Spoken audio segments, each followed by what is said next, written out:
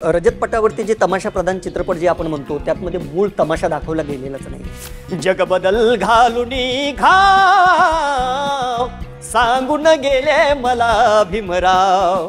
असे बसलेले असताना त्यांनी मला दाखवले कैसे दिखते आपको. मला अच्छे दिखते. अरे अच्छे नहीं बोले, उसको लिखो कुछ नहीं मिल रहा है.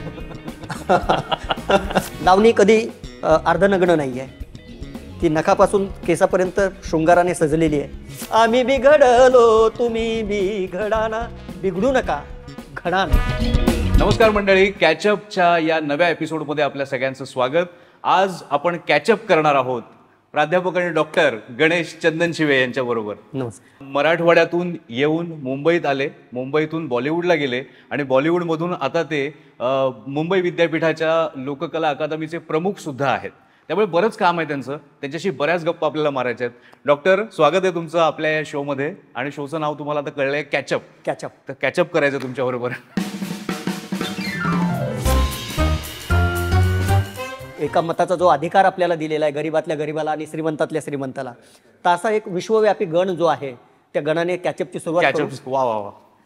विश्वव्यापी जनगणा, विश्वव्यापी जनगणा, विश्वव्यापी जनगणा, विश्वव्यापी जनगणा, तुझ करून वंदना गातो शाहिरी कवना. आज नमुनी तमाशा आरंभिला जी, करू सेवा हो करू आम्ही सेवा, आशीर्वाद द्यावा आम्हाला दाजी. दाजी है दाजी है दाजी है हे जिजीर जिजीर जी. क्या बात आहे. मला आधी वाटलं होतं की ढोलकी वगैरे आणायला पाहिजे होती, पण खरं काही गरजच नाही तालवाद्यांची. तुम्ही आता म्हणालात तमाशा आरंभीला, आणि तमाशापासूनच मी सुरुवात करतो. कारण तुम्ही डॉक्टर झालात, PhD तुम्ही मिळवलीत. त्यावेळेला तुमचा विषय जो होता तो होता लोकरंगभूमीवर तमाशाचं सादरीकरणाचे बदलते स्वरूप. बदलतं स्वरूप. तुम्ही जेव्हा PhD केली त्यानंतर आतापर्यंत पुन्हा एकदा तुम्हाला असं वाटतं का की हे स्वरूप आणखी बदलतंय, त्याच्यावर अजून अभ्यास करण्याची गरज आहे? निश्चितच.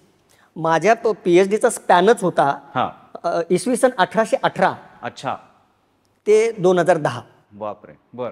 म्हणजे या काळामध्ये तमाशाचं स्वरूप कसं होतं, म्हणजे पेशवाईमध्ये तमाशा कसा होता, पेशवाईच्या अगोदर तमाशा कसा होता. म्हणजे पेशवाईच्या अगोदर ती एक आख्यानक लावणी होती. नंतर पेशवाईत राम जोशी, प्रभाकर, अनंत फंदी, शाहीर होनाजी, बाळा, शाहीर परसराम, सगन भाऊ, या ज्या शाहिरांना पेशवाईमध्ये जो राजाश्रय होता, हे कीर्तनकार शाहीर. मुळात वर्दी परसराम आणि शाहीर सगन भाऊ हे दोघं तर विठ्ठलाचे भक्त होते. आणि ह्या लोकांनी मग ती लावणी जी आख्यानक होती तिला शृंगाराचा भास दिला. आणि पेशवाईचा अस्त झाला उत्तर कालखंडात, आणि तिथून पुढे मग तमाशाला एक मोठी शाहिरांची पिढी उदयाला आली. मग त्यातमध्ये सातू हिरो कौलापूरकर, भाऊ बापू मग नारायण गावकर, शिवा खाडे, संबा खाडे, म्हणजे काळू बाळू, त्याच्यानंतर भाऊ फक्कड उर्फ भाऊ मालोजी भंडारे, पठ्ठे बापूराव.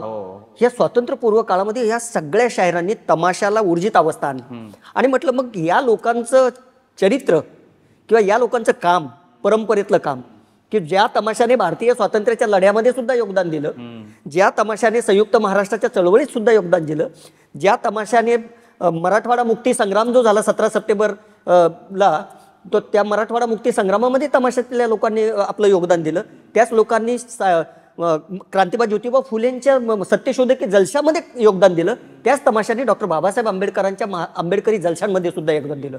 म्हणजे एवढं मोठं तमाशाचं काम आहे. आणि हा तमाशा कसा बदलतोय आणि आजच्या काळामध्ये त्याला का मरगळ आलेली आहे, याकडे थोडं गांभीर्याने पाहणं गरजेचं आहे. बरोबर. डॉक्टर, एक थोडा वेगळा प्रश्न विचारतो. तुम्ही आता तमाशाचा एवढा अभ्यास केला आहे म्हणून तुम्हाला हा प्रश्न खास करून, की रोजच्या बोलण्यात अनेकदा तुम्ही असं ऐकत असाल, अरे काय तमाशा लावलाय, अरे काय गोंधळ करतोय वगैरे, तेव्हा तुम्हाला काय वाटतं नेमकं ते ऐकल्यानंतर? मुळामध्ये तमाशा हा शब्द आपला नाही आहे. बर. तो अरबी शब्द आहे. अच्छा. तो अरबीतून पारसीत, पारसीतून उर्दूतून, उर्दूतून मराठीत येऊन रूढ झाला. बर बर बर. त्याला तमाशा म्हणत होते ही मंडळी सगळी. उत्तरेतून जेव्हा इकडे मोगल आले दक्षिणेत, तेव्हा ते तिकडे पेशे वगैरे पाहत होते लखनौला. त्यांना इकडे वाटलं की इकडे हे असं व्हायला पाहिजे. इकडे गंमत असायची, गंमत किंवा खेळ म्हणायचे त्याला. मग यांनी तमाशा करू. तर तमाशा करू म्हटल्याच्या नंतर त्याला लोकांनी त्याला वेगळा अर्थ घेतला. खऱ्या अर्थाने तमाशाचा अर्थ असा आहे की तमोगुणाचा नाश करणारा कलाप्रकार म्हणजे तमाशा. बर बर. हा हा हा, क्या बात. का तमोगुणाचा नाश? की तमाशा बघायला जाणारा माणूस, तमाशाचा जन्मच निखळ रंजनासाठी झालेला आहे, मनोरंजन. आणि खिचलेला शेतीतला माणूस जो आहे, कष्टकरी आहे, शेतकरी आहे, त्याला रंजनाचं साधनच नव्हतं, त्यामुळे तो संध्याकाळी तमाशा बघायला जायचा. जे तमाशाला या अंगाने पाहतायत त्यांना अगोदर तमाशाचा अभ्यास करणं गरजेचं आहे. त्यांनी काळूबाळूचा जहिरी प्याला पाहायला पाहिजे, त्यांनी शाहीर साबळेंचे मुक्तनाट्य पाहिले पाहिजे, बरोबर बरोबर. त्यांनी अण्णाभाऊ साठेंचे, अमर शेखांचे नवे तमाशे पाहिले पाहिजेत, त्यांनी रजवाटी थाटातले तंबूतले तमाशे पाहिले पाहिजेत, त्या लोकांचं जगणं पाहिलं पाहिजे. त्यांच्या आयुष्याचा सगळा खेळखंडोबा झाला. तुम्ही म्हणता काय तमाशा लावला, ते थोडंसं चुकीचं आहे. चुकीचं आहे, चुकीचं आहे. आणि ते तुमच्यासारख्या माणसालाच ते कळू शकतं. पण तुम्ही आता म्हणालात की 1818 पासून 2010 पर्यंत तुम्ही तो अभ्यास केला. होय.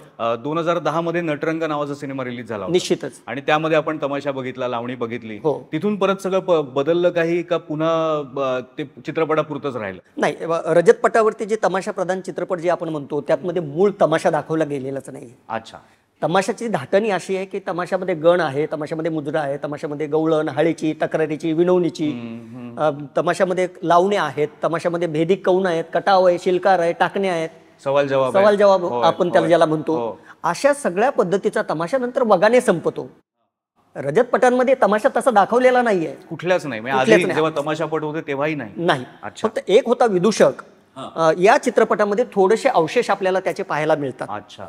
नाही तर मग तुम्हाला पूर्ण तमाशा असा मिळालेला नाही. तमाशातला कुठला तरी एक प्लॉट घेऊन या सगळ्या मंडळींनी तो तमाशात आणला आणि एखाद्या लावणीला त्यामध्ये न्याय मिळाला, म्हणजे तिला लावणी म्हटलं गेलं. नटरंगमध्ये ज्या लावण्या आलेल्या आहेत त्या लावण्यांना जो ढोलकीचा आणि याचा बाज, हलगीचा बाज पाहिजे तो बाज न देता त्यांनी तिकडच्या गवळणींना साऊथचा साथ चढवला. अच्छा. म्हणजे हे बारकावे आहेत. पण त्याने एक प्रयोग केला, एक वेगळा प्रयोग केला. आणि सिनेमा हा प्रयोगच करत असतो. चित्रपटांमध्ये जर तुम्हाला आता मध्यंतरी चंद्रमुखी आला, हो हो, चंद्रमुखी विश्वास पाटलांनी खूप छान पद्धतीने कादंबरी ती लिहिलेली आहे.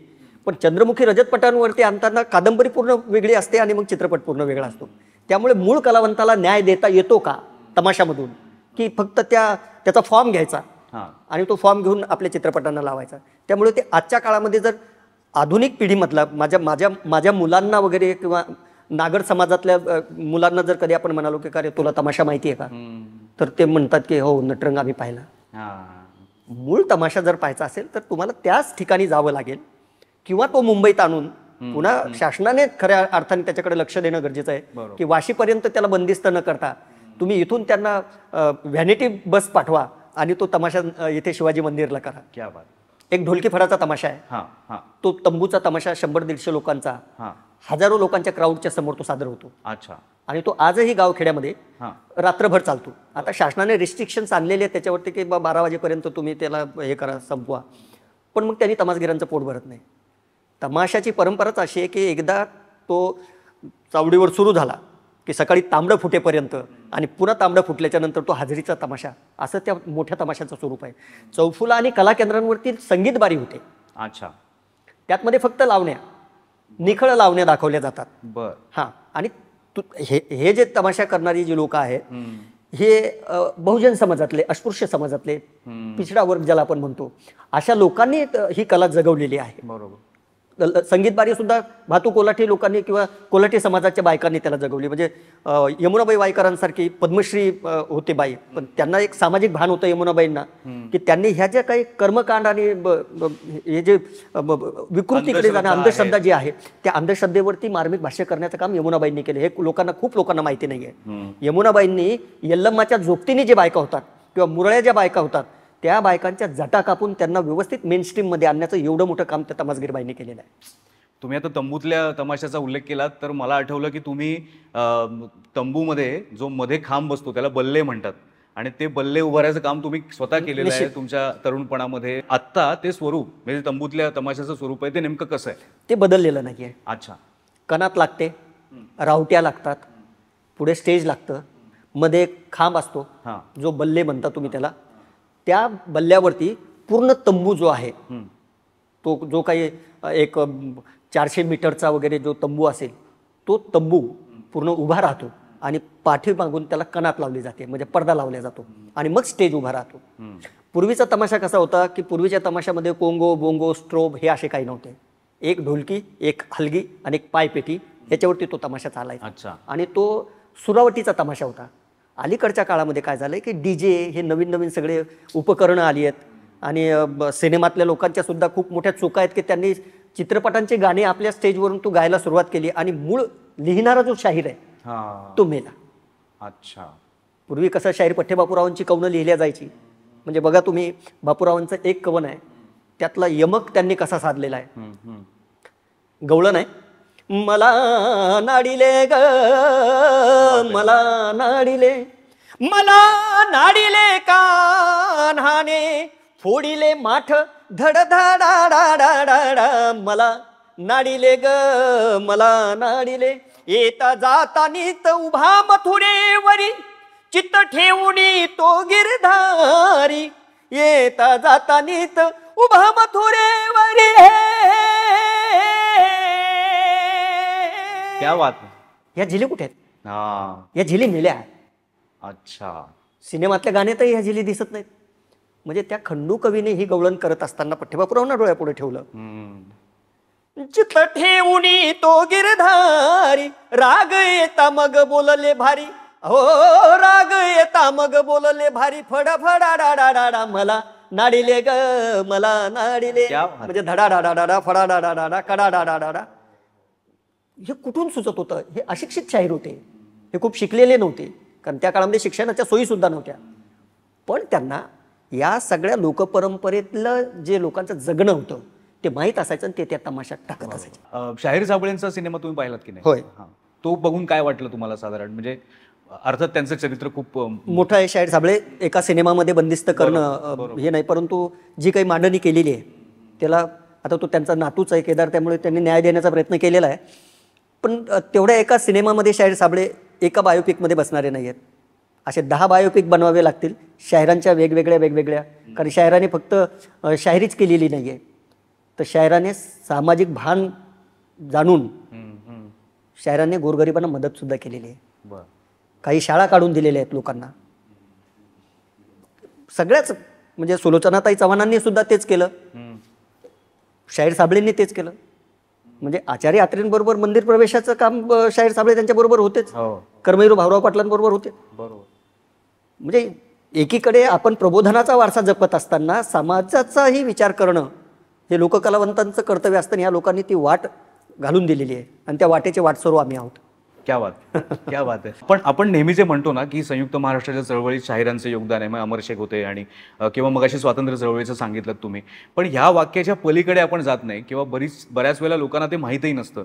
तर हे योगदान नेमकं कशा पद्धती, ते वातावरण काय असायचं नेमकं? म्हणजे आता हे शाहीरचे आहेत, ते चौकात जायचे, तिथे आपली शाहिरी सादर करायचे कुठलेही पैसे न घेता, तर हे जे प्रबोधन होतं ते कशा प्रकारचं असायचं? मुळामध्ये काय आहे ना की शाहीर साबळेने मुक्तनाट्य लिहिली, हो, किंवा अण्णाभाऊ साठेंची खूप मोठी वगनाट्य आहेत. मग शाहीर अमर शेख, शाहीर अण्णाभाऊ साठे, शाहीर दना गवाणकर, शाहीर आत्माराम पाटील, शाहीर चंदू भरडकर, शाहीर कृष्णकांत जाधव, काल शाहीर सुखदेव कांबळे एक्सपायर झाले कालच. अच्छा. म्हणजे या शाहिरांनी, शाहीर लीलाधर हेगडे, हो, म्हणजे सेवादलाचं काम करता करता सामाजिक भान ह्या लोकांना होतं आणि कुठेतरी मराठी भाषेच्या अस्मितेसाठी या लोकांनी कम्युनिस्टांबरोबर आपलं संधान बांधलं. म्हणजे सेनापती बापट, आचार्य आत्रे, जंगम स्वामी, क्रांतिसिंह नाना पाटील, प्रबोधनकार होते, हे प्रबोधनकार ठाकरे, या सगळ्या लोकांची भाषणं ने ही मंडळी प्रभावित झाली होती. आणि या सगळे जे शाहीर होते, आपण योगदान काय म्हणतो, तर त्यांच्या योगदान देण्याच्या पाठीमागचा उद्देश असा होता की हे सगळे कामगार होते आधी. म्हणजे अमर शेख बार्शीला किंवा सोलापूरला ट्रकवरती होते, तिथल्या कपडा मिलमध्ये, नंतर ते मुंबईत आले. अण्णाभाऊ साठे गावखेड्यातून आलेला माणूस, क्रांतिसिंह नाना पाटलांच्या विचाराने प्रभावित झाला. मराठी भाषेचं अस्मिता काय असते, मराठी भाषेचं अस्तित्व काय असलं पाहिजे. म्हणजे आजही आपल्याला आपले जे राजकीय मंडळी आहे, दुर्दैवाने सांगावं लागतं की मराठी भाषेला अभिजात भाषेचा दर्जा द्या, आणि तो अद्याप देऊ शकले नाही, म्हणजे इतक्या वर्षामध्ये. आणि तो अभिजात भाषेचा दर्जा तो शाहिरांनी त्या काळातच देऊन टाकला होता. हे त्यांचं योगदान आहे. आणि मग कसाचा वापर करायचा, तर या तमाशाच्या चाली, हम्म. म्हणजे तमाशामध्ये गणेशाच्या वंदनेने सुरुवात होते, अण्णाभाऊंनी गणेश नाकारला. अच्छा. आपण ज्या कॅचअपची सुरुवात जी केली आपण, हो हो ती अण्णाभाऊच्या गणाने केली आहे, विश्वव्यापी जनगणा. अण्णाभाऊंनी छत्रपती शिवाजी महाराजांना गण समर्पित केला, अण्णाभाऊंनी डॉक्टर बाबासाहेब आंबेडकरांना गण समर्पित केला, अण्णाभाऊंनी आपली कादंबरी बाबासाहेब आंबेडकरांना अर्पण केली, फकीरा. आणि मग अण्णाभाऊला कळालं की आता जग बदलण्याची भाषा केली पाहिजे. जागतिकीकरणाच्या युगात आज आपण आहोत, तरी आपल्याला कळणं झालं की जग कसं बदलतं. बघा तुम्ही अण्णाभाऊ काय म्हणतात, जग बदल घालुनी घाव, सांगून गेले मला भीमराव. जग बदल घालुनी घाव, सांगून गेले मला भीमराव. गुलामगिरीच्या या चिखलात ऋतून बसला काय रावत, ऋतून बसला काय रावत. अंग झाडुनी निघ बाहेरी, अंग झाडुनी निघ बाहेरी, घे बिनीवरती धाव. नेक्स्ट टू काय पाहिजे आता, घे बिनीवरती धाव. सामान्य माणसांना जागवण्याचं काम हे या कवनांनी केलेलं आहे. सांगून गेले मला भीमराव. आजच्या काळात पण शाहिरांची तितकीच गरज आहे, आपल्या सगळ्यांना माहिती आहे. पण त्यांची अवस्था नेमकी काय आहे, म्हणजे आता आपल्याला असं का चित्र दिसत नाही? मग तो निवडणुकीचा प्रचार असेल म्हणा, किंवा इतर अनेक अशा समस्या आहेत ज्यामध्ये प्रबोधनाची गरज आहे. तर असे शाहीर आजच्या काळामध्ये आपल्याला का दिसत नाही? मुळामध्ये काय झालं की मी तुम्हाला अगोदर सांगितल्याप्रमाणे की शाहीर योगेश, शाहीर बाबासाहेब देशमुख, शाहीर लहिरी हैदर, पिराजीराव सरनाईक, या शाहिरांचीच कवनं अलीकडचे शाहीर गायला लागलेत. ते स्वतः रचना करणं झालेत. जशा जशा स्थित्यंतर आलेले आहेत, समाज बदललेला आहे, त्या मंडळींनी त्या त्या काळामध्ये, म्हणजे आत्माराम पाटलासारखा शाहीर की जो म्हणतो की त्यांच्या भायखळ्याला भाजीचं दुकान होतं, मी भाजीत कमावलं आणि जिजीत गमावलं, पण जे जिजीमध्ये गमावलं ते माझ्या महाराष्ट्राच्या मराठी अस्मितेसाठी म्हणजे इकॉनॉमिकली खर्च माझा तिथे झालेला आहे, पण माझ्या मराठीला मी मान दिला, माझी मराठी जगली, असं आत्माराम पाटील म्हणतात. म्हणून त्यांनी जातीअंताची जी लावणी आहे त्यांची, एका धरतीच्या पोटी एका प्राणी जन्म घेते, इथं माणसासारखी खोटी जात मिळायची नाही. बाप आभाळ आई धरती, एका पोटची कारटी, पण जातीभेद मूळचा इथं निघायचा नाही. म्हणजे हे तत्वज्ञान आहे आणि संत परंपरेपासून चालत आलेलं आहे. बरोबर. म्हणजे 12व्या शतकाच्या अगोदर सुद्धा चक्रधरांनी ही पताका उभी केली परिवर्तनाची. आणि मग ते संत ज्ञानेश्वर, संत तुकाराम, संत एकनाथ, संत चोखा, संत सेना, संत सावता, संत जनाबाई, संत मुक्ताबाई, संत बहिणाबाई, इथपर्यंत ही परंपरा येऊन पडलेली आहे. या सगळ्या संतांनी काम, क्रोध, मद, मत्सर, दंभ, लोभ, ईर्ष्या, अहंकार या षडविकारांवरती त्यांनी भाष्य केलं.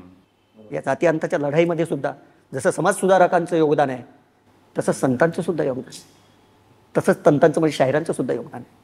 पण म्हणजे तेच आहे ना की डोळ्यात अंजन घालणारं हे माध्यम आता फक्त मनोरंजनाचं माध्यम राहिलंय. आता काय झालंय की सगळे जे शाहीर आहेत ते प्रचारक थाटाचे झालेले आहेत. परंतु त्या काळात सुद्धा प्रबोधनकारांनी जे काही मार्मिक कोरडे ओढले, किंवा शाहीर साबळे म्हणतात की मराठीचा मळवट पुसला राहिली टिकली, आम्ही आमच्या हाताने मुंबई सारी विकली. आज वाईट परिस्थिती. आज त्या सगळ्या शाहिरांना परत जन्म घ्यावा त्यांनी आणि ही परंपरा लोकांपर्यंत पोहोचवावी. मला असं वाटतं तुमचं तेच आज काम पुढे जे चालू आहे लोककला अकादमीच्या माध्यमातून, त्याची माहिती आता तुम्ही खरं तर सांगायला पाहिजे, कारण जास्तीत जास्त लोकांपर्यंत हे पोहोचायला पाहिजे. काय पात्रता असते आणि नेमकं काय काय तिथे शिकवलं जातं ते आम्हाला प्लीज सांगा. मुळामध्ये 12 ऑगस्ट 2004 रोजी मुंबई विद्यापीठाच्या लोककला अकादमीची स्थापना झाली. ती संकल्पना होती तत्कालीन कुलगुरू प्राध्यापक डॉक्टर भालचंद्र मुनगेकरांची. मुनगेकरांना असं अपेक्षित होतं, कारण त्याच्या अगोदरच अकॅडमी ऑफ थिएटर आर्ट्सची स्थापना मुंबई विद्यापीठात झाली होती आणि प्राध्यापक वामन केंद्रेंनी एक तमाशावर मोठं वर्कशॉप घेतलं, सेमिनार घेतला होता. मग त्या सेमिनारमध्ये जेवढे अभ्यासक आहेत ते सगळे अभ्यासक, जब्बार पटेल, कमलाकर सोनटक्के, तारा भवाळकर, रुस्तुम आचल खाम, प्रभाकर मांडे, ही सगळी मंडळी आली होती. मग मुनगेकरांना असं वाटलं की याच्यामध्ये इतकं जर सामर्थ्य लोककलेमध्ये, तर मग गावगाड्यातली हलगी का नाही त्या वातानुकूलित कन्व्होकेशन हॉलमध्ये वाजली पाहिजे. मग आपण याला एक अकॅडमिक सेटअप देऊ. मग कोण असेल या अकादमीमध्ये? तर डॉक्टर प्रकाश खांडगे यांच्या खांद्यावरती ती धुरा सोपवली आणि डॉक्टर प्रकाश खांडगे नंतर म्हणजे 2004ला ते सुरू झालं आणि 2006ला माझी एंट्री झाली. तो डिप्लोमा कोर्स होता, पदव्युत्तर पदविका आपण ज्याला म्हणतो, आफ्टर ग्रॅज्युएशन.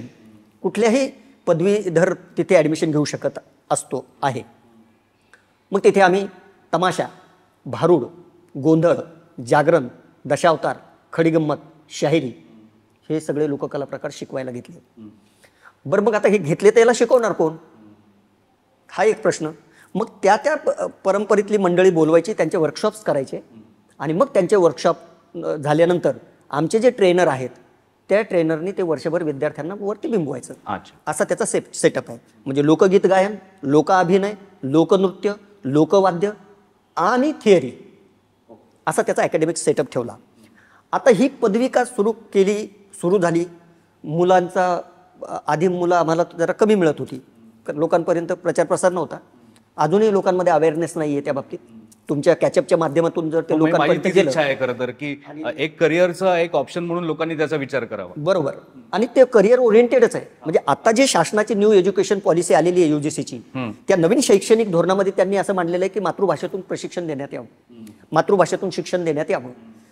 तुम्ही या विद्यार्थ्यांना career oriented, skill oriented education द्यावं. आम्ही ते देतो. म्हणजे आमची मुलगी ढोलकी वाजवते, आमचा मुलगा ढोलकी वाजवतो, आमचा मुलगा लावणी नृत्य करतो, आमची मुलगी लावणी नृत्य करतो. मग याला मुलं कुठून येतात?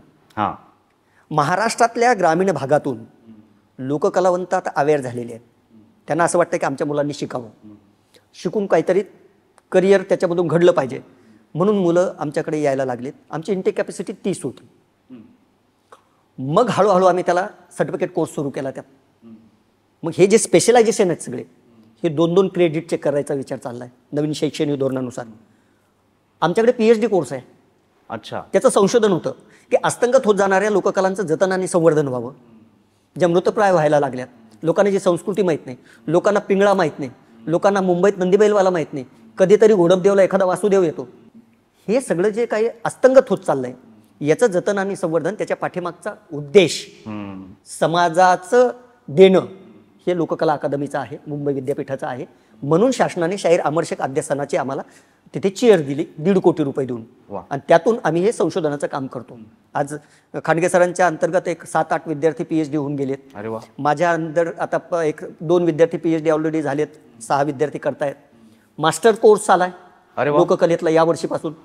शैक्षणिक वर्ष 2024-25 पासून आम्ही भारतीय लोकरंगभूमीचा इतिहास आणि भारतीय लोकरंगभूमीवरच्या लोककला, म्हणजे भवई, यक्षगान, जत्रा, नौटंकी, छाऊ अशा पद्धतीच्या लोककला आम्ही मातृभाषेतून विद्यार्थ्यांना शिकवणार आहोत. आणि या वर्षीपासून ते सुरू झाले. आता फर्स्ट इयरची बॅच संपली आहे. सेकंड इयर 12 जूनपासून सुरू होणार. क्या बात. म्हणजे मराठवाड्यातला मुलगा किंवा मुलगी कोकणातला दशावतार करते आणि कोकणातला मुलगा आज मराठवाडा किंवा विदर्भातल्या ज्या काही परंपरा आहेत तो तिकडे करतोय. हे तुम्ही तिकडे जुळवून आणलं, ते महत्वाचं आहे. नाही, विद्यार्थ्यांना हे जर परंपरा कळाल्या नाही, आपण निश्चित म्हणतो की आमचे 5 प्रांत आहेत, विदर्भ, खानदेश, मराठवाडा, पश्चिम महाराष्ट्र, कोकण, पण तिथल्या चवी काय आहे, तिथला माणूस कसा आहे, साधा भोळा माणूस आहे, त्याची परंपरा काय आहे, त्याच्या रीतिरिवाज काय आहेत. आपण आता लोककला म्हटल्यानंतर त्याच्यात अंधश्रद्धा असतेच, पण आम्ही अंधश्रद्धेला मुठमाती देऊन परिवर्तनवादी लोककला विद्यार्थ्यांना कशा शिकवल्या गेल्या पाहिजेत. म्हणजे कर्मकांड, मुरळी, खंडोबाचं जागरण शिकवायचं आहे, पण त्यातली मुरळी देवाला वाहतात म्हणजे काय? म्हणजे तुम्ही कर्मकांडाकडे गेला आणि मग महिलेने त्या देवाबरोबर लग्न करायचं मुरळी बनून. वाघ्या मात्र पुरुष बनून तो 100 बायका केल्या तरी चालतात, म्हणजे स्त्रीवरती अन्याय आहे. आम्ही विद्यार्थ्यांना ते सांगतो की तुम्ही या लोककलेतून समाजाला समतेचा संदेश द्या. रिच्युअल शिकवा, ट्रॅडिशन शिकवा, परंपरा शिकवा, स्किल शिकवा. त्याचं काय, हलगी कशी वाजवली जाते, ढोलकी कशी वाजवली जाते, मुरळीच्या पायात चाळा असतात का नसतात, गोंधळात बायका का नाचत नाही, का गोंधळ, म्हणजे आदिशक्तीचा गोंधळ करतो आपण, पण गोंधळामध्ये स्त्रियांना मंदिरात जाण्याची परवानगी नाही आहे. हे जे काही भरून ठेवलेलं आहे ना समाजाच्या डोक्यामध्ये, हे थोडंसं शास्त्रशुद्ध पद्धतीने त्यांना शिकवून अध्यात्माचा अभ्यास करावा लागेल, परंपरेचा अभ्यास करावा लागेल, पण परिवर्तनवादी आणि समतेचा विचार लोकांपर्यंत पोहोचावा लागेल. पण हे शिकल्यानंतर बाहेर जेव्हा ते मुलं पडतात तेव्हा त्यांना करिअरच्या कुठल्या संधी आहेत उपलब्ध? त्यांना नाटकांमध्ये संधी आहे.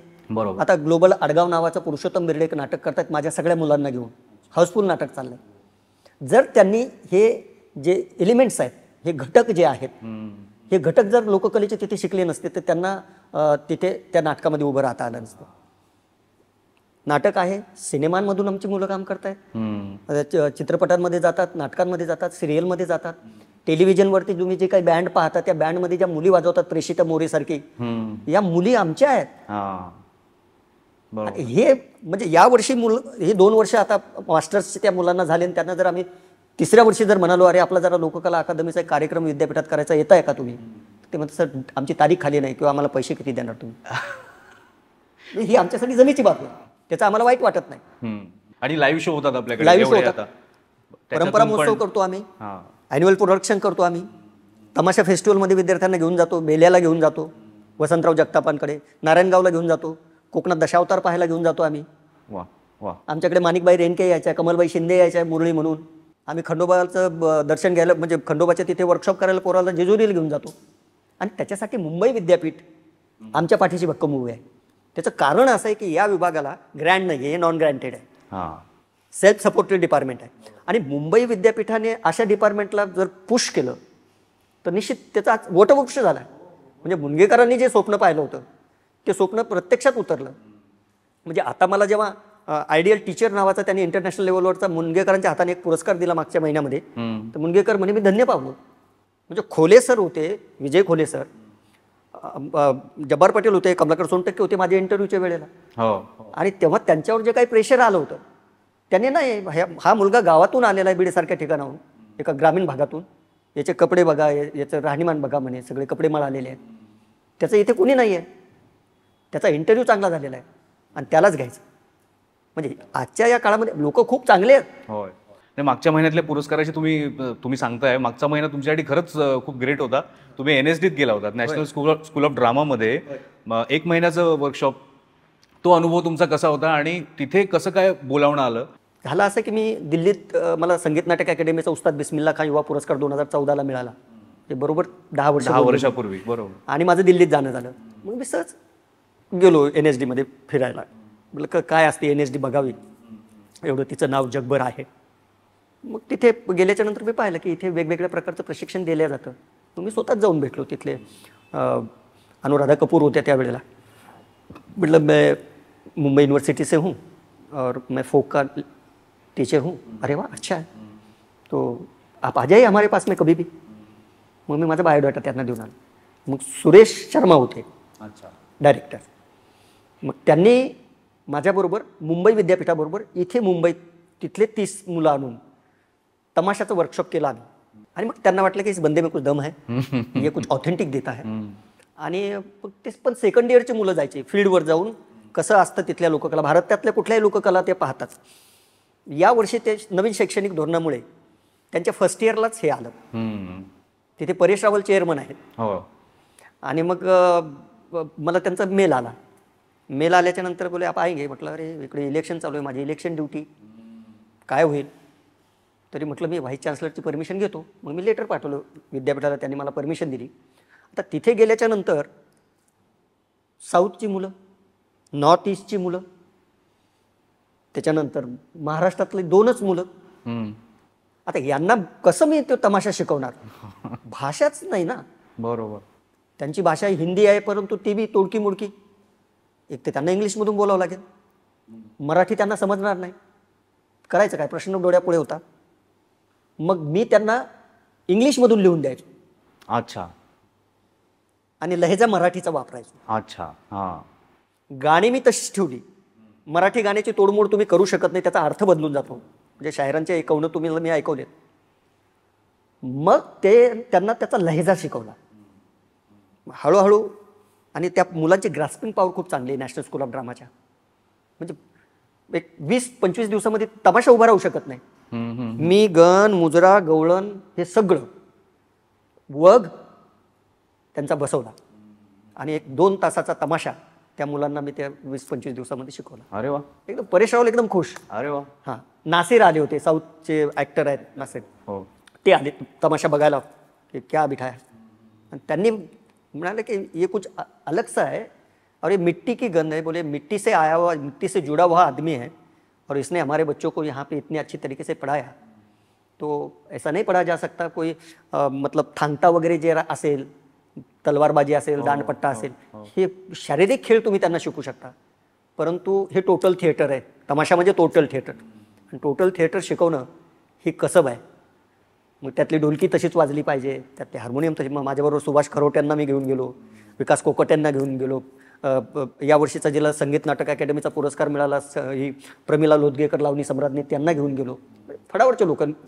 सुकाता खांडगे होती, खांडगेंची मुलगी, तिचं इंग्लिश जरा माझ्यापेक्षा बरं आहे, तर ती तिथे मला मदतीला होती. म्हणजे अशा पद्धतीने तो मेळ जमला आणि महाराष्ट्राचा रांगडा प्रकार पुऱ्या भारतातल्या मुलांनी शिकला. क्या बात. ते मुलं, मला आजही फोन येतात त्या मुलांचे की किंवा त्यांचे टीचरचे, अरे ये बच्चे लावणी गाते रहते, ये गवळण नहीं गाते, ग नहीं गाते, घूमते आहे इधर उधर. म्हणजे असा तो एक छान अनुभव होता. म्हणजे तिथल्या अमराठी लोकांमध्ये सुद्धा एक रस निर्माण झाला. तसंच तुमच्या बरोबर घडलं होतं जेव्हा बॉलिवूडमधनं तुम्हाला बोलावणं आलं. होय. एक अमराठी दिग्दर्शक बिजॉय नांबियार आणि सिक्वेन्स होता शैतान सिनेमातला, तो चेज सिक्वेन्स होता. तिथे कुठलंही गाणं हिंदी वगैरे चालू शकलं असतं. पण त्याच्या डोक्यात खरं तर आलं असेल की इथे मला ते गोविंदाचं गाणं पाहिजे, पिंट्याची हंडी फुटली. आणि त्याच्यानंतर मग पुढे संजय लीला भन्साळी असतील किंवा हृदयनाथ जॅकी श्रॉफ उर्मिला मातोंडकरचा सिनेमा होता. तर अमराठी लोकांना हा जो म्हणजे हा जो इंटरेस्ट वाटतो लोककलेबद्दल, तो केवळ फक्त ठेक्यामुळे आहे का अजून काही कारण आहे? तुम्हाला या सगळ्या प्रवासात काय जाणवलं? मुळामध्ये सिनेमाचं जे गाणं आहे ना, हे मीटरमधलं गाणं आहे. हां, तुम्हाला ते बंदिस्त गाणं गावं लागतं, त्याच्या बाहेर जाता येत नाही. लोकगायकी कशी आहे, ती ओपन आहे, अफाट, लवचिक आहे. लवचिक आहे. हां, तिचं विश्वच मोठं आहे. आणि मग म्हणजे मला तर गाताच येत नव्हतं, मी कधी गाणं शिकलोच नाही, आहे ते कंठातच गाणं आहे. तर तौफिक कुरेशींनी माझं नाव रणजित बारोटांना तिकडे सांगितलं. तर रणजित बारोट इकडे इंडियामध्ये नव्हते, ते ब्रिटनमध्ये होते. तर मला त्यांनी स्क्रीनवर सीन दाखवला आणि तुम्ही लिहा म्हणेन, तुम्हाला जसं गायचं तसं गा. अच्छा. मग मी अनुराग कश्यप होते स्टुडिओला, हां. मग तिथल्या तिथे मी ते लिहिलं आणि ते गायलं. आणि ते गायल्याच्या नंतर मग इंडस्ट्रीमध्ये, बॉलिवूडमध्ये, अरे कोण आहे, हां. अरे किसका व्हाइस है, अरे कौन आया, कहाँ से आया, बुलाओ. मग शैतान नंतर मग एक एक एक एक एक एक ते शंकरजींबरोबर माझं जे बाउंडिंग झालं. नाही, ते तर मी तुम्हाला विचारणारच आहे, कारण तो व्हिडिओ जो आहे ना YouTube वरती, हां. मी त्याची लिंक देणार आहे ह्याच्यामध्ये डिस्क्रिप्शन मध्ये. तो अक्षरशः बघण्यासारखा व्हिडिओ आहे. होय. पण त्याच्या आधी आता तुम्ही म्हणाल की मी पटकन गाणं लिहिलं, मी असं ऐकलंय दीपिका पदुकोण यांच्या बरोबर पण तुमचा असाच किस्सा आहे होय. की त्या पहिल्यांदा जेव्हा तुम्ही त्यांना भेटला, हां. तिथल्या तिथे गाणं लिहिलं त्यांना बघून. ते खरं असं खरंच झालं होतं? होय. अच्छा म्हणजे त्याच्यावरती काम आम्ही बरेच दिवस करत हां, होतो, परंतु हां. त्यांचं समाधान होत नव्हतं. अच्छा. संजय लीला संजय लीला भन्साळींचं. भन्साळींचं. हां. हाँ, तो मग ते असे बसलेले असताना त्यांनी मला दाखवले, कैसे दिखते आपको, तो म्हटलं अच्छी दिखती है. अरे अच्छी नहीं बोले, उस पे लिखो, कुछ नहीं मिल रहा है. हो, ते मस्तानीचं सौंदर्य वाटलं पाहिजे त्या शब्दांमध्ये. हां. मतलब आपको चाहिए क्या, नहीं बोले आप लिखो, इसको देखो और लिखो. हां. आणि लिहिलं, हिट झालं गाणं. हम्म. त्याच्यामुळे मला लोक ओळखायला लागले, परदेशात सुद्धा बोलवत आहेत. बरोबर बरोबर. आणि वर्षभर तुम्ही संजय लीला भन्साळींबरोबर त्या ते सगळ्या सगळं- रिसर्च हां. आणि लोककलेचा तुम्ही करत होतात. अजय अतुल यांच्या बरोबर पण जेव्हा तुम्ही काम केलं, तर त्याच्याबद्दल तर तुम्ही सांगाच, पण अजय अतुल यांनी मराठी चित्रपटांमधून ज्या लोककला आणल्या, मग त्या गवळण पण असेल किंवा अगदी गोंधळ असेल, जोगवासारख्या सिनेमामधली गाणी असतील, त्याच्यामुळे काय फरक पडला असं तुम्हाला वाटतं? एक म्हणजे मगाशी तुम्ही चित्रपटांबद्दल सांगितलं, पण तरी एक अजय अतुलचं संगीत याच्याबद्दल जर बोलायचं झालं तर? लोकसंगीत हा लोकजीवनाच्या जगण्याचा आत्मा आहे. आणि अजय अतुलला ते नेमकं हेरलं त्यांनी. म्हणजे त्यांची एक अशी खासियत आहे की ते आधी लोककलावंतांकडून गाऊन घेतात. ते कसं आहे, काय आहे, ते आत्मसात करतात आणि मग त्याला आधुनिकतेचा बाज देऊन ते गाणं लोकांपुढे आणतात. म्हणजे अजय अतुलचं एकही असं गाणं नाही आहे की ते लोकसंगीताला धरून नाही आहे. म्हणजे झिंग झिंग झिंगाटे म्हणा तुम्ही, किंवा लल्लाटी भंडार म्हणा तुम्ही, म्हणजे त्यांना कळालं आहे की व्हायब्रंट लोकसंगीत कोणतं आहे किंवा काय होईल लोकांच्या समोर येईल तर. आणि म्हणून अजय अतुलने त्याला एक वेगळ्या पद्धतीचा न्याय दिला. आणि आज आमच्या तमाशाच्या बोर्डावरून अजय अतुलच्या गवळणी लावण्या नाचतात मुली. म्हणजे ही एक जमेची बाजू आहे. पण चित्रपटामध्ये जशी ती सोनाली कुलकर्णी दाखवली तशी बोर्डावर दाखवता येणार नाही तुम्हाला. पण हल्ली तर बोर्डावर अशाच दिसतात, असेच दिसायला लागल्यात. आणि त्याच्यामुळे परंपरा करप्ट होत चालली आहे. म्हणजे आता मध्यंतरी गौतमी पाटील सारखी पोरगी आली, ती मुळात लावणी करतच नाही, ती करते ॲटम सॉन्ग. ते लोकांनी लावणीवर खपवलं, लावणी त्याच्यामुळे भ्रष्ट झाली. म्हणजे ज्या लावणीने एवढा मोठा इतिहास दिला आहे, त्या लावणीला कुठेतरी एक डाग लागल्यासारखा झाला. आणि मग तिने ती जेव्हा काय म्हणतात लोकांमध्ये तिला त्याच्यावरती कमेंट्स वगैरे यायला लागल्या, कॉन्ट्रोवर्सी झाली, तेव्हा त्यांनी स्वतः ते मान्य केलं की मी लावणी गातच नाही, मी नाचतच नाही लावणी. मुळामध्ये लावणीला मोठी परंपरा आहे. लावणीला शकूबाईची परंपरा आहे, लावणीला कोल्हापूरकर बाईची परंपरा आहे, लक्ष्मीबाईची परंपरा आहे, लावणीला यमुनाबाईंची परंपरा आहे, लावणीला रोशनबाईची परंपरा आहे. म्हणजे डोईवरचा पदर ढळू न देता सुलोचना चव्हाणांनी लावणी गायलीच की रजत पटावरती. त्याच्यामध्ये शामरावांचं खूप मोठं कॉन्ट्रीब्युशन आहे. लावणीचं कुठेही त्यांनी तिला ओबडधोबड केलं नाही, तिची परंपरा भ्रष्ट करण्याचा प्रयत्न या कलावंतांनी केला नाही. मग यांना अधिकार नाही आहे. तुम्ही आयटम सॉन्ग करताय, तुम्ही स्टेजवर एकदम पाण्याचे फवारे टाकताय, त्याच्यामध्ये तुम्ही कसे दिसता. मग लोकांना अलीकडच्या पिढीला असं वाटेल की ही अशीच परंपरा आहे. त्यातून आमच्यासारखे लोक मार्ग काढत चाललेले आहेत की या परंपरेला कसं आम्ही उच्च पदावरती घेऊन जाऊ. म्हणजे विठाबाईसारख्या बाईने एवढी मोठी प्रतिष्ठा मिळवून दिली. दत्तोबा तांबे असतील, दगडूबा शिरोळीकर असतील, रघुवीर खेडकरचे वडील तुकाराम खेडकर असतील, मंगला बनसोडे असतील, दादू इंदुरीकर असेल, काळूबाळू असतील, या लोकांना असेच राष्ट्रपती पुरस्कार मिळालेत का? यांचं योगदान तेवढं आहे, यांचं कॉन्ट्रीब्युशन तेवढं आहे परंपरा जगवण्यासाठी. मुंबईच्या कॉन्ट्रॅक्टर लोकांनी याचं भान ठेवणं गरजेचे आहे की लावणी करा तुम्ही, परदेशातल्या मुलींनाही घेऊन करा, पण त्यातमध्ये पारंपरिक फडावरच्या मुली जर असल्या तर ते भरून निघेल, हे असणं गरजेचं आहे. नाही तर ते तिकडेच राहतील, त्या तिकडेच राहतील आणि आपण इकडे म्हणू की नाही ही ऑथेंटिक लावणी आहे. त्याचे पॅरामीटर्स आहेत ना. लावणी कधी अर्धनग्न नाही आहे, ती नखापासून केसापर्यंत शृंगाराने सजलेली आहे. तिची चोळी इथपर्यंत ती स्लीवलेस नाही आहे, तिची पाठ दिसत नाही, तिच्या कमरेला पट्टा असतो, कासोट्याचं तिचं पातळ आहे, पायामध्ये 5-5 किलोचे घुंगरं आहेत. असा तो नाच जो आहे तो परंपरेचा नाच, आणि ती संस्कृती आहे. खरंय खरंय, ती आपण जपली पाहिजे. आता एकीकडे तुम्ही सांगताय की आयटम सॉन्ग सादर केले जात आहेत आणि परंपरेला गालबोट लावलं जात आहे, पण दुसरीकडे तुमच्यासारखे हे लोक आहेत जे सिंगापूरमध्ये शंकर महादेवन यांच्या बरोबरीने गोंधळी झगा घालून 5,000 लोकांच्या पुढे जेव्हा तुम्ही यल्लम्मा सादर करता, निश्चित. आता मला तुम्ही सांगा की शंकर महादेवन आणि यांच्याबरोबर तुमचं कसं म्हणजे बॉन्डिंग झालं. आणि नुसतं एखाद्या सिनेमात गाणं नाही तर ते आता तुम्हाला प्रत्येक शो मध्ये ते घेऊन जातात. हे कसं काय जमलं? म्हणजे माझा मित्र आहे गुलराज सिंग म्हणून. आम्ही विद्यार्थी जीवनामध्ये आम्ही औरंगाबाद संभाजीनगरहून आताच्या यायचो आणि हे लोक मुंबईतून यायचे युथ फेस्टिवलमध्ये. मुंबईत नोकरीला लागल्याच्या नंतर गुल्लूला कळालं की चंदन यहाँ पे आया है तो उसको एक बार मिलते हैं. तो शैल हाडा आणि विवेक ओबेर आहे. अच्छा. हां, मग ते आले माझ्याकडे. आल्याच्या नंतर यार बोले एक बार स्टुडिओ आ जा, अपना ऑडियो बैरेज नाम का स्टूडियो है अंधेरी में. आता हूँ ना. गेलो मी. बोले चंदन यार मैं एल्बम बना रहा हूँ, बोले गणराज आदिराज. हाँ, तू गाएगा? मैं बोला यार दूसरे ने लिखा हुआ मुझे नहीं जमता ना. मैं कैसे गाऊँ, मैं गाना सीखा नहीं हूँ. नाही नाही तू लिख. आणि मग तिथे मी ते लिहिलं, गायलं. मी माझं गाणं डब करून आलो आणि नंतर शंकरजी गेले आणि शंकरजीने ते ऐकलं. अरे कौन है बंदा? बोले मेरा दोस्त है, उसको वापस बुलाओ. बोलवलं. मग 2-3 तास आम्ही तिथे त्यांच्याबरोबर गप्पा झाल्या. क्या करते हो, बहुत अच्छा गाया है. त्यांना आवडलं ते. बोले चंदन जी एक काम करते हैं, आप मेरा शो है षण्मुखानंद में, आप आएंगे? मैं जरूर आऊँगा. मग षण्मुखानंदचा शो केला. तो म्हणजे ऑन द स्पॉट, काही त्याची प्रॅक्टिस नाही, काय नाही. अच्छा. हां. मग दुसरा शो काशीनाथ घाणेकरला लागला ठाण्याला. तिथे झाकीरबाई होते. अरे वा. झाकीरबाई शंकर महादेवन, या दोघांचं ते होतं. मला तिथे गायला संधी दिली. त्यांना ते आवडत गेलं. आणि मग म्हटलं आपण का आपले रिच्युअल्स जे आहेत, आपल्या परंपरा ज्या आहेत त्या आपण मांडायच्यात ना त्यांच्यापुढे.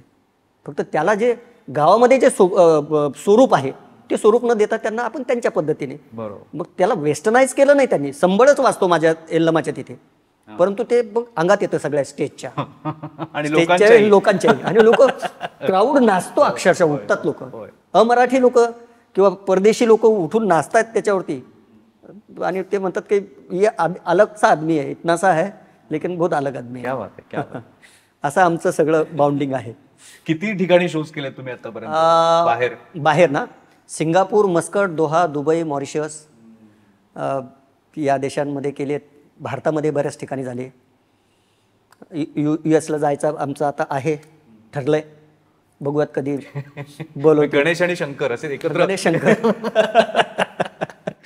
हा, त्यातली एक गोष्ट अशी आहे की शंकरजींच्या घरचा गणपती जो आहे, हो, दरवर्षी ते गणपती बसवतात वाशीला. हो. वाशीला, नवी मुंबईत. तिथे सगळी इंडस्ट्री येते, सगळी ॲक्टर्स येतात, संगीतकार येतात, गायक येतात, गातात, आपली हजेरी लावतात. दरवर्षी न चुकता शंकरजी माझे मुलं बाळं घेऊन मला तिथे बोलवतात की चंदनजी का एक गाणं होना चाहिए. ती सेवा म्हणतात ना. ही सेवा म्हणजे फार आमिर खानपासून शाहरुख खानपासून ही सगळी मंडळी जी आहे, क्रिकेटर सचिन तेंडुलकर, सगळे लोक येतात तिथे रात्रभर, आणि रात्रभर जागरण चालतं ते. खरंच आहे. म्हणजे आत्ता इतकं यश तुम्हाला मिळालं, इतकं नाव तुमचं झालेलं आहे, आणि बऱ्याच वेळेला काय होतं ना की आपण फक्त आपल्या संघर्षामध्ये अडकून पडतो. पण तरी मला लोकांना थोडक्यात अगदी सांगायला आवडेल की मराठवाड्यामधल्या अगदी ग्रामीण भागामध्ये वडिलांचं छत्र हरवलेलं, आणि त्यावेळेला तमासगिरांच्या फडामध्ये जाऊन मगाशी आपण जो बल्ले उभारण्याचा जे त्यांनी सांगितलं, तिथपासून ते त्या तमाशाच्या जत्राच म्हणतात त्याला, त्या जत्रेमध्ये विडी गाडी विकण्यापासून सगळे उद्योग त्यांनी केले. दिवाळीच्या सुट्टीमध्ये मुंबईत येऊन नाका कामगार म्हणून पण त्यांनी काम केलंय. रुग्णालयामध्ये साफसफाई केली आहे, संडास साफ केलेले आहेत. म्हणजे हे तर मी खूप वरवरचं सांगतोय, अशा असंख्य यातनांमधून ते गेले आणि आज ते इथपर्यंत आले. आणि नेहमी असं म्हणतात की तमासगीर जे आहे, तमासगिरांचं जे आयुष्य आहे ते कधी स्थिर नसतं. आता तुमचं आयुष्य स्थिर झालंय असं तुम्ही मानता का, इतकं सगळं मिळाल्यानंतर? नाही, हे सगळं भौतिक आहे, क्षणिक आहे. बर. खरं म्हटलं तर प्रत्येक कलावंताने, माझी विनंती आहे, माणूस जर स्वतःच्या प्रेमात पडला आणि यस आता मी स्टेबल झालोय, मला आता सगळं मिळालंय, तो काम नाही करू शकणार. कलावंताने नेक्स्ट टू, म्हणजे काल मी अमिताभ बच्चन बरोबर होतो आणि अमिताभ बच्चन बरोबर माझा 1 तास गेलाय आणि मी बाहेर आलोय आणि मी तुम्हाला म्हणालो अरे मी अमिताभ बच्चन बरोबर होतो, त्याचा तुम्हाला काही फायदा आहे? नाही. तुम्ही बघितले मला, मी अमिताभ बच्चन बरोबर होतो. बरोबर. म्हणजे खोटी सहानुभूती नकोय, भौतिक सुखाची अभिलाषा नकोय. आपण जे काम करतोय ते काम खूप डोंगरा एवढं आहे. मी करतोय तो खारीचा वाटा आहे, अगदी खूप थोडं काम मी करतोय, मला अजून भरपूर काम करायचं आहे. लोककलावंत स्टेबल झाला पाहिजे, त्याला सगळे त्याचे न्याय मिळाले पाहिजे, त्याची कलाचंही जतन झालं पाहिजे, त्याचं पोटही भरलं पाहिजे. उपाशी पोटी कसे काय कला हे होईल? असं काही मोठं काम करता आलं या उभ्या हयातीमध्ये तर मी ईश्वराचे म्हणजे धन्यवाद मानेन. मी आता जबाबदारी वाढली असं एका जबाबदारी खूप वाढली आहे. लोकांच्या अपेक्षा आहेत माझ्याकडून, लोककलावंतांच्या आहेत. मी एक अकॅडमिशियन आहे, एक परफॉर्मर आहे, एक लोककलावंत आहे आणि एक कुटुंबवत्सल माणूस आहे. त्यामुळे माझ्या घराकडे सुद्धा माझं दुर्लक्ष होता कामा नये. मुलगा आता 12वी झाला आहे, मुलगी आता 10वीला आहे. हे सगळं पाहता पाहता हां एवढं फक्त एक समाधान वाटतं की तिकडे गावाला आपल्याला झोपडं नव्हतं, आज आपण वातानुकूलित गाडीतून फिरतो, वातानुकूलित घरात राहतो, वातानुकूलित ऑफिसमध्ये आहे. पण ते भौतिक आहे ना, ते काय लाईफ टाईम थोडी असणार आहे तुमच्याबरोबर. इथून बाहेर पडून काय करायचं ते महत्वाचं, आणि ते नाव टिकवून ठेवणं हे सुद्धा खूप महत्वाचं. तुम्ही आता म्हणाल तुम्हाला खूप काही करायचं आहे, तुम्हाला अभिनय पण करायचा आहे? नाही, मी अभिनय नाकारला खरं म्हटलं तर. अच्छा, कारण तुम्ही नाट्यशास्त्राचे विद्यार्थी. हो, नाट्यशास्त्राचे विद्यार्थी असल्यामुळे मला माहित नव्हतं की मी सिंगर होणार आहे म्हणून. पण अभिनय करायला गेलो तर माझ्याकडे तेवढा वेळ नाही आहे. मी खूप झालं तर एखादं नाटक करू शकेल, पण नाटकाचे दौरे मी करू शकणार नाही. मला तिथे लिमिटेशन्स आहेत. मला सोन्यासारखा जॉब आहे, जबाबदारी आहे तिथे माझ्यावरती. त्यामुळं आधी त्याला मी प्राधान्य देतो, मग नंतर ह्या बाकीच्या गोष्टी. गाणं कसं आहे की फोन आला, गेले, दिलं, गायलं, निघालो. किंवा लाईव्ह शो असला तरी तो 3 तासाचा लाईव्ह शो झाला, तेवढा आपण करू. परत आलो. किंवा अगदी परदेशात जायचं असलं तर 5 दिवसाच्या वर दिवस जात नाहीत. खरंय खरंय. नाही, तुम्हाला नसेल करायचा अभिनय, पण मी जरा गमतीत विचारतो. तुमची पर्सनॅलिटी ही थोडीशी मनोज जरांगेंसारखी आहे. तुम्हाला अनेकांनी सांगितलं असेल आणि त्यांच्यावर बायोपिक बनलाय. तर त्याच्या आधी कोणी तुम्हाला विचारलं होतं का की तुम्ही काम करणार का? सुधीर निकम त्याचे डिरेक्टर आहेत आणि तो माझा चांगला मित्र आहे. अच्छा. तर सुधीरने मला म्हणालं होतं की तुला मी एक चांगला रोल देतो, तू करतो का? पण काय असतं ना, सिनेमातले व्यावसायिक गणित वेगळे आहेत. ज्या प्रोड्युसरने तो प्रोड्यूस केलाय त्या प्रोड्युसरच्या मुलाला त्यांना लॉन्च करायचं होतं. अच्छा. आणि त्यांनी जरांगे पाटलांचा रोल जो आहे, नाही तर जरांगे पाटील माझ्या गावचे ना, बरोबर, आम्ही जालन्याचे जालन्याचे. हो. अगदी सूट झालं असतं, काय मी काही करायची गरजच नव्हती. बरेच लोक मला म्हणतात की तुम्ही सिनेमात काम करा, पण काहीतरी मोठ्या लेवलवरचं काम असलं तर करायला हरकत नाही. असं छोटं मोठं काम करतो. आता जरांगेचा बायोपिक बनला, ते मोठंच काम आहे. तो समाजासाठी ते करतायत, लढा देत आहेत. त्या अनुषंगाने आणखी काही लोकांपर्यंत त्यांचं कार्य जाईल. पण माझे स्वप्नच मोठी आहेत. मी केलं तर हॉलिवूड किंवा बॉलिवूडमध्ये काम करेन. क्या बात आहे, क्या बात आहे. मला तो तुम्ही सिनेमाचा विषय निघाला तर मला आठवलं, कंतारा नावाची एक फिल्म आली होती. त्यामधले आता कर्नाटकातली जी ती लोककला आहे, दशावतारासारखं थोडं स्वरूप आहे त्याचं, आज ते देश पातळीवर लोकांना माहिती झालं. तर अशा प्रकारचे सिनेमे, जसं तुम्ही आता म्हणालात की माझी स्वप्न मोठी आहेत, आणि अशा प्रकारच्या सिनेमात कदाचित तुम्ही कामही कराल की त्यामध्ये महाराष्ट्रातली लोककला किंवा त्यातली एखादी पद्धती, परंपरा जी हायलाईट केली जाते, तर असे आणखीन प्रयत्न आपल्याकडे व्हायला पाहिजेत. म्हणजे आता मला इथे किती सोयीचं होईल ते बोलणं कळणार नाही, पण प्रसाद ओक शाहीर पठ्ठे बापूरावांवरती सिनेमा करतायत. होय होय, त्यांनी जाहीर केलंय, ते जाहीर केलं. मग आता बोलायला हरकत नाही. तर प्रसाद ओक आणि मी त्या सिनेमाच्या रिसर्चवरती आता काम करतोय. क्या बात, वा. म्हणजे तो इतका प्रतिभावंत कलावंत आहे प्रसाद. त्यांनी माझ्याकडून तमाशा परंपरेतली माझ्या थिसिसच सगळी पुस्तकं घेऊन गेला, आणि तो सतत वाचतोय, माझ्याशी चर्चा करतोय. हे असं आहे का, हे असं आहे का, हे असं केलं तर कसं होईल, हे असं केलं तर कसं होईल. पण जेव्हा चरित्रात्मक, म्हणजे ज्याला बायोपिक म्हणतो आपण, चरित्रात्मक सिनेमा पठ्ठे बापूरावांचा करायचा असेल तर त्याला ग्लोरिफाय करून चालणार नाही. जे आहे ते मांडलं पाहिजे. पठ्ठे बापूरावांच्या आयुष्यातले चढ उतार, समाजाकडून त्यांना झालेला त्रास, पवळाबरोबर असणारे त्यांचे संबंध, पवळाबरोबरचं त्यांचे संबंध तुटलेले, इथे बटाट्याच्या चाळीमध्ये त्यांच्यावरती जे आरोप झाले, ते या ज्या गोष्टी आहेत ह्या जशाच्या तशा मांडणं गरजेचे आहेत. तर बापूराव लोकांना कळेल, पवळा लोकांना कळेल, तमाशा परंपरा लोकांना कळेल. तर प्रसाद प्रचंड काम करतोय त्याच्यावरती, येतोय तसं. एक चांगला सिनेमा येणार आहे समाजाच्या समोर. आणि हे सगळं काम सुरू असताना परत तुमचं पुस्तकांचं कामही चालू असतं. होय, माझे 2 ग्रंथ, लोक परंपरेतले शिल्पकार आणि तमाशा एक रांगडा खेळ. हो, हे परत म्हणजे मला आवडेल लोकांना सांगायला की जो प्रसार आज सर करतायत, तर त्याच्यामध्ये सुद्धा पुढे जाऊन जो दस्तावेज आहे, डॉक्युमेंटेशन आहे, ते खऱ्या अर्थाने त्यांच्या पुस्तकातनं झालेलं आहे. आता मगाशी त्यांनी जेवढी नावं घेतली त्या सगळ्या नावांची महती काय आहे ती सगळी तुम्हाला त्या पुस्तकामध्ये वाचायला मिळेल. लोक परंपरेचे शिल्पकार आणि तमाशा एक रांगडा खेळ जरूर तुम्ही वाचा. डिंपल पब्लिकेशनची पुस्तकं आहेत. अजून शेवटी तुम्हाला काही सांगायचं आहे? नाही, मी आव्हानच करेल लोकांना की हिडीस फिडीस डान्स पाहण्याऐवजी, ॲटम सॉन्ग पाहण्याच्या ऐवजी पारंपरिक लोककला पाहण्याची आपण म्हणजे एक मनीषा मनामध्ये ठेवावी.